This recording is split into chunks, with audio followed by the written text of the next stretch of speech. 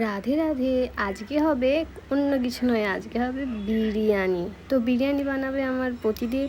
তো বিরিয়ানির জন্য প্রথমে বেরেস্তা ভেজে নিল, তারপর চিকেনটার ভিতরে টক দই, মশলা মশলা মানে আদা রসুন পেস্ট, তো তারপর লঙ্কার গুঁড়ো, হলুদ গুঁড়ো, জিরে, ধনে, স্বাদ মতো নুন, গোলমরিচ দিয়ে বেরেস্তাটাও দিয়ে ভালো করে ম্যারিনেট করে কিছুক্ষণ রেখে দিল।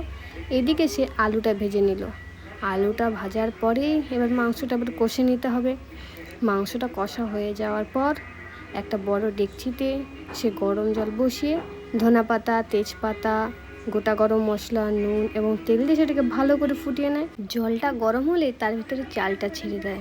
বেশ করে 80% মতো যখন চালটা হয়ে যায় তখন ওটাকে ছেঁকে তুলে নেওয়া হয়। এবার চলে আসে স্টেপ বাই স্টেপ সাজিয়ে নেওয়ার পালা। চিকেন আর আলুটা প্রথমে দিয়েছিল, তো তারপর গোলাপের পাপড়ি, গোলাপের জল, কেওড়া জল, মিঠা আতর, বিরিয়ানি মশলা, তারপর আগে থেকে ভিজিয়ে রাখা ছিল কেশর আর দুধ, সেটাও দিয়ে দেওয়া হলো। তো তারপর রাইসটা আস্তে আস্তে দিয়ে সুন্দর করে সাজিয়ে আরেকবার বেরেস্তা, কেশর ভেজানো দুধটা দিয়ে দমে বসিয়ে দেওয়া হলো। বেশ কিছুক্ষণ অপেক্ষা করা হলো এই বিরিয়ানির জন্য। তো অবশেষে অপেক্ষার অবসান ঘটিয়ে আমাদের বিরিয়ানি কমপ্লিট। খেতেও বেশ ভালোই লেগেছে।